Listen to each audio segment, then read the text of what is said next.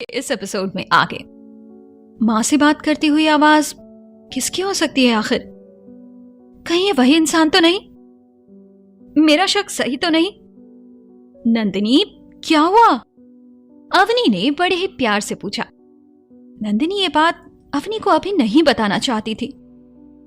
कुछ नहीं, वो पूरी हिम्मत के साथ उठी, अपना चेहरा ठीक किया और कहा, अब चले, नहीं तो शॉपिंग कौन करेगा।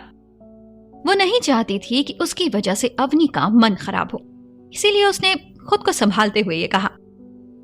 और ये बात अवनी जानती थी कि नंदिनी उसके लिए ऐसा कर रही है, और उसने नंदिनी का हाथ बाहर की तरफ खींचते हुए कहा, बाद में कर लेंगे हम लोग शॉपिंग, अभी हम घर चलते हैं, जब तुम्हारा मन ठीक होगा तब कर लेंगे। नंदिनी अपनी जगह से नहीं हिली और अवनी से खिलखिलाते हुए कहा, मेरे पास ना ढंग के कपड़े बिल्कुल नहीं है, चलो पहले मेरे लिए कुछ कपड़े पसंद करो, फिर हम यहाँ किसी अच्छे से कैफे में कॉफी पियेंगे। अवनी मान गई और कहा, चलो। दोनों ने खूब सारी शॉपिंग की और पूरा मॉल घूमकर वो थक चुके थे। नंदिनी ने थकान भरी आवाज में कहा, इतनी शॉपिंग तो मैंने अपनी पूरी लाइफ में नहीं की थी, तुमने इतना सब कुछ पसंद कर दिया मेरे लिए। तभी बाहर बहुत तेज बारिश शुरू हो गई। नंदिनी मॉल के शीशे से बाहर देखकर खुश हो गई और उसकी सारी थकान छूमंतर हो गई। अवनी ने कहा, ये लो, बारिश भी शुरू हो गई, तुम्हें बारिश बहुत पसंद है ना? नंदिनी ने खुश होते हुए कहा, बहुत। उसके चेहरे की मुस्कुराहट देखकर अवनी को दिल से खुशी मिली।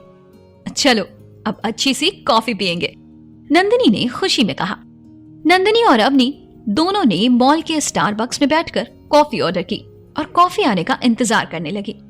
जिंदगी भी कितनी अजीब है ना, एक तरफ जहां हम पहाड़ जैसी परेशानियों से परेशान हो जाते हैं, वहीं दूसरी तरफ छोटी छोटी चीजों से खुश हो जाते हैं, जैसे तुम बारिश से। अवनी ने कहा, तुम्हें पता है अवनी, मेरी लाइफ इतनी उलझी होने के बावजूद भी मुझे ये छोटी छोटी खुशियां ही संभाले हुए हैं, जो शायद मुझे जिंदगी जीने की हिम्मत देती रहती हैं। नंदिनी ने गहराई से सोचते हुए कहा, तुम्हें पता है नंदिनी, तुम ना बिल्कुल समीर भैया जैसी हो। समीर भैया भी ऐसे ही हैं, छोटी छोटी चीजों में ही अपनी खुशियां ढूंढते हैं, सभी की खुशी का ख्याल रखते हैं, लेकिन अपने मन की दुख तकलीफ को कभी किसी के सामने जाहिर नहीं करते। अवनी ने कहा। नंदिनी अवनी की बातें सुनकर हैरान थी, जैसे कि उसका कोई भ्रम टूट गया हो। वो जिस समीर से मिली है वो तो बहुत अजीब है, झूठ बोलता है, फ्लर्ट करता है, और हाँ, अपनी गलती तो कभी मानता ही नहीं। लेकिन जिस समीर के बारे में उसे अभी अवनी ने बताया था, वो अभी नंदिनी की सोच से परे था, और रहता भी क्यों ना। आखिर उसने अभी समीर को जाना ही कितना था। मुश्किल से 2 मुलाकात में ही उसने अपनी राय बना ली थी। इंसान तो किताबों की तरह होते हैं, उनके साथ वक्त बिताना पड़ता है, बार बार पढ़ना पड़ता है, तब जाकर हम उसे समझ पाते हैं। तभी नंदिनी से अवनी ने कहा, अरे तुम कहाँ खो गई? नंदिनी ने होश में आते हुए कहा, नहीं नहीं, तुम्हें सुन रही थी, और बताओ ना कुछ। और अगर हम घर जाने के लिए लेट हुए तो पापा हमारी जान ले लेंगे, इसीलिए अब जल्दी से ये कॉफी खत्म करो, वैसे भी शाम हो गई है। ठीक है, चलते हैं, नंदिनी ने कहा, और दोनों वहां से अपनी अपनी कॉफी खत्म करके चले गए। तभी बाहर तेज बारिश होती देख अवनी ने कहा, समीर भैया को कॉल करती हूँ, उनके ऑफिस से लौटने का वक्त है, हमें पिक कर लेंगे। नंदिनी अभी भी समीर के बारे में ही सोच रही थी, और यही सोचते हुए उसने अपना सर हाँ में हिला दिया। समीर कार ड्राइव कर रहा था, तभी उसका फोन बजा। कॉल अवनी का था। उसने झट से फोन उठाया। हाँ अनु भैया, आप कहाँ हो? बाहर बहुत तेज बारिश हो रही है, क्या आप हमें पिक करने आ सकते हो? अवनी ने कहा, हाँ मैं अभी वसंत कुंज के पास ही हूँ, कहाँ आना है? सिटी वॉक मॉल भैया, हम इंतजार कर रहे हैं। ओके कहकर समीर ने कॉल कट कर दिया और लगभग 15 मिनट में सिटी वॉक पहुंच गया। आई एम हियर, समीर ने व्हाट्सएप किया। नंदिनी और अवनी बारिश से बचते हुए गेट से बाहर आए। समीर ने दरवाजा खोला तो पहले अवनी बैठ गई। नंदिनी ने अवनी को सारा सामान पकड़ाया तो दूसरी सीट भी भर गई। बारिश इतनी ज्यादा हो रही थी कि सामान सेट करने का वक्त नहीं था। अवनी ने कहा, तुम आगे वाली सीट पर जाओ नंदिनी। नंदिनी ने हाँ में सिर हिलाया और दरवाजा खोलकर बैठ गई। उसके बाल और कपड़े लगभग भीग चुके थे और समीर के कार का एसी भी फुल था। नंदिनी ने अपनी दोनों बाहों को समेटते हुए अपनी बाहों को सहलाया, जिसे देखते ही समीर ने सबसे पहले एसी ऑफ किया। समीर के इस जेस्चर को देखकर नंदिनी का दिल पिघल गया और वो उसे बहुत प्यार से देखने लगी। तुम्हें ठंड लग जाएगी, मेरे पास अभी तो ये रुमाल ही है, पानी पोंछ लो। समीर ने अपनी जेब से रुमाल निकालकर देते हुए कहा। नंदिनी ने कुछ सेकंड सोचा और फिर धीरे से अपने हाथ को आगे बढ़ाकर समीर के हाथ से रुमाल ले लिया। थैंक्स, नंदिनी ने धीरे से कहा। समीर ने गाड़ी स्टार्ट की और घर के रास्ते पर चल पड़ा। नंदिनी ने जैसे उस रुमाल को अपने गीले गले पर लगाया, उसे फिर वही खुशबू आई जैसी सुबह आई थी। ऐसा नहीं था कि ये पल सिर्फ नंदिनी के जीवन में ही खास थे। बात तो ये थी कि समीर भी कुछ ऐसा ही महसूस कर रहा था। नंदिनी का अचानक आकर हाथ पकड़ लेना, आधी रात को या बाथरूम में उसे गिरने से बचाना, ये सभी पल बहुत ही खास बनने वाले पल हैं इनकी जिंदगी के। लेकिन ये दोनों शायद बेखबर हैं। कैसी रही शॉपिंग? समीर ने नंदिनी की तरफ देखते हुए एक बिजनेसमैन की टोन में पूछा। अवनी ने झट से जवाब दिया, बहुत अच्छी भैया, मैंने सबके लिए कुछ ना कुछ लिया है और ये सब पसंद करने में नंदिनी ने बहुत मदद की। That's good। समीर ने नंदिनी की तरफ देखते हुए हल्की मुस्कुराहट से कहा। नंदिनी अब खिड़की के बाहर देखने लगी। बारिश हल्की हो चली थी, कुछ बूंदें आसमान से गिर रही थी। नंदिनी ने अपनी हथेली बाहर निकाल ली और उन बूंदों को अपनी हथेली पर गिरते हुए देखने लगी। समीर की नजर ना चाहते हुए भी उस पर बार बार जा रही थी। उसे ऐसे बच्चों की तरह खुश होता देखकर उसने मन में सोचा, कितनी अजीब लड़की है ना, ऐसे तो हमेशा सड़ा सा मुंह बनाए हुए रहती है। इसे कभी किसी ने कहा नहीं कि ये मुस्कुराते हुए कितनी अच्छी लगती है। बारिश रुक गई। नंदिनी के बाल और कपड़े सूख चुके थे। समीर का रुमाल अभी भी उसने कस के पकड़ा हुआ था। तीनों घर पहुंच गए। सुनीता ने दरवाजा खोला और कहा, अरे आप लोग तो भीग गए, और सभी के हाथ से शॉपिंग बैग ले लिया। राधिका ने दोनों को देखते हुए कहा, जल्दी से आ जाओ, पहले मैं बाल सुखा देती हूँ, नहीं तो सर्दी लग जाएगी। मम्मी, मैं अभी चेंज करके आता हूँ, आप मेरे लिए क्रीम वाली कॉफी बना दीजिए प्लीज, समीर ने कहा और ऊपर अपने कमरे में चला गया। वो चेंज करने के बाद जैसे ही वॉशरूम गया, वैसे ही उसके पैर में कुछ तेज से चुभा और वो आह करते हुए बैठ गया। उसने जैसे ही जमीन पर देखा तो वो एक ईयररिंग था। समीर ने उसे उठाया और कहा, ये किसका है? फिर उसे एकाएक सुबह की घटना याद आ गई। उसने कहा, तो ये ईयररिंग नंदिनी वर्मा का है। नीचे राधिका, नंदिनी और अवनी के बाल सुखा चुकी थी। अवनी चेंज करने पहले ऊपर आ गई थी। नंदिनी आने वाली थी, तभी राधिका ने उसे रोकते हुए कहा, नंदिनी, ये लो बेटा, तुम्हारे लिए ब्लैक कॉफी, और ये समीर को दे देना, उसकी क्रीम कॉफी। जी आंटी, नंदिनी ने कहा और ऊपर चली गई। नंदिनी ऊपर आकर समीर के दरवाजे के पास खड़ी हो गई। उसके दोनों हाथों में कॉफी मग था, इसलिए उसे समझ नहीं आया कि गेट नॉक कैसे करें। उसने अपनी बाहों से धीरे से दरवाजा खोलते हुए कहा, आंटी ने कॉफी भिजवाई है। समीर बिस्तर पर ही बैठा था, पैर में चोट लगने की वजह से। समीर ने उठने की कोशिश की, लेकिन उससे उस वक्त बहुत तेज दर्द हो रहा था। उसने इशारा करते हुए कहा, वहां टेबल पर रख दो।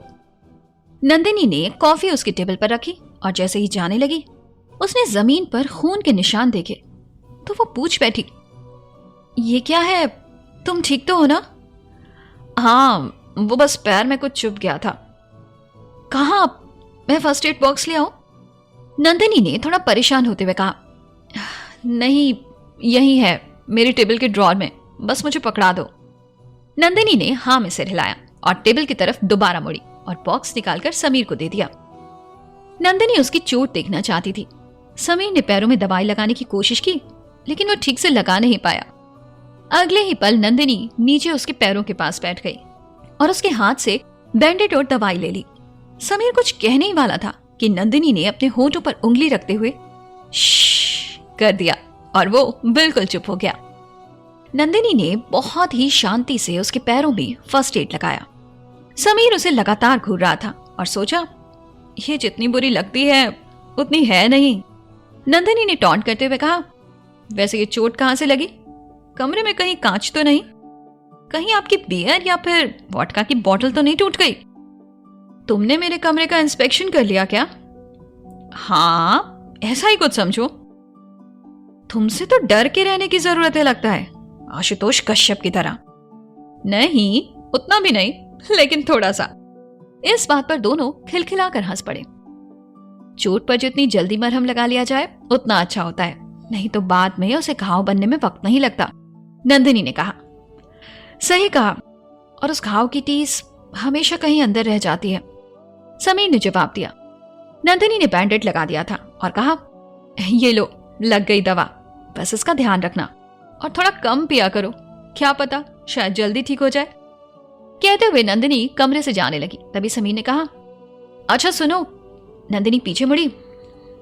हाँ,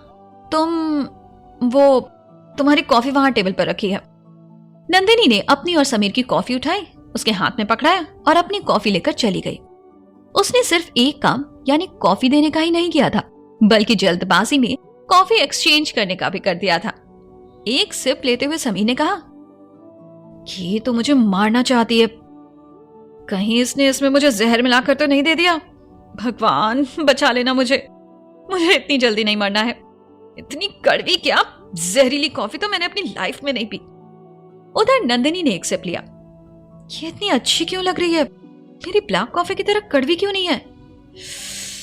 धत तेरे की, ये मैंने कॉफी एक्सचेंज कर दी। वो तो पक्का मुझे गाली दे रहा होगा, पक्का कह रहा होगा मैंने उसे जहर देकर मारने का प्लान बनाया हुआ है। हे भगवान, उसकी गालियों से मुझे बचा लेना। थोड़ी देर के बाद सभी रात के खाने के लिए डाइनिंग एरिया में जमा हुए। राधिका ने सबको इन्फॉर्म करते हुए कहा, आज पापा देर से आएंगे, आप लोग खाना खा लो। माँ, आप भी हमारे साथ खा लीजिए, कब तक उनका इंतजार करेंगी?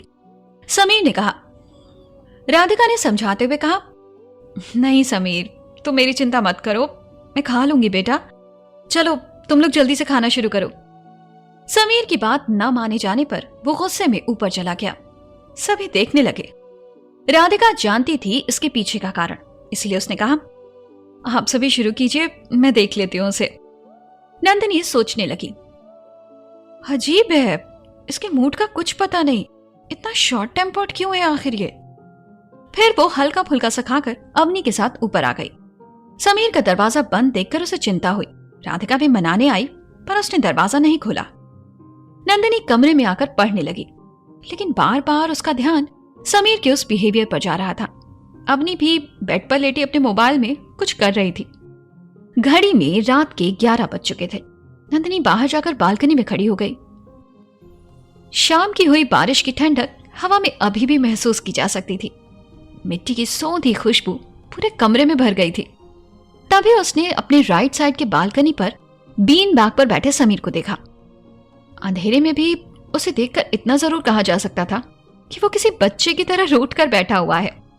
नंदिनी कमरे में गई और अवनी से कहा, आइसक्रीम खानी है, बाहर चले, इंडिया गेट चलते हैं, मैंने सुना है वहां रात में बहुत मजा आता है। अवनी ने मोबाइल से बिना नजरें हटाए कहा, घड़ी देखी है? तो क्या हुआ, तेरे कार्टून भैया को भी लेकर चलते हैं, नंदिनी ने कहा। अवनी ने अपने भाई की आदत बताते हुए कहा, वो आज गुस्से में है और कल तक उनके मानने का कोई चांस नहीं। तभी नंदिनी ने एकदम से कहा, मैं मनाऊंगी, तुम और समीर भैया को मनाओगी, शर्त लगा लो। 100 की, नंदिनी ने कहा। चल पक्का, अपनी समीर भैया का नंबर दो। व्हाट्सएप किया। नंदिनी ने झट से मैसेज टाइप किया, हाय जाने मन। चूंकि नंदिनी का नंबर सेव नहीं था समीर के फोन में, तो उसे ये नहीं पता था कि किसका मैसेज है। समीर ने अपना फोन उठाया और मैसेज देखा, हाय जान। Who's that? समीर ने भेजा। वही जो तुम्हारे ख्यालों में डूबी रहती है हमेशा और जिससे तुमने आज मिलने का वादा किया था। तो मिस्टर समीर, कब आ रहे हो तुम? नंदिनी ने टाइप किया। समीर ने याद किया, कहीं उसने किसी को टाइम तो नहीं दिया था। उसका मूड वैसे भी खराब था, ऊपर से ये मैसेज। उसने तुरंत इरिटेट होकर वो नंबर ट्रू कॉलर पर सर्च किया, नंदिनी वर्मा। तो दोस्तों, आज के इस एपिसोड की कहानी बस यहीं तक। कहानी के अगले एपिसोड के साथ फिर मिलती हूँ आपसे।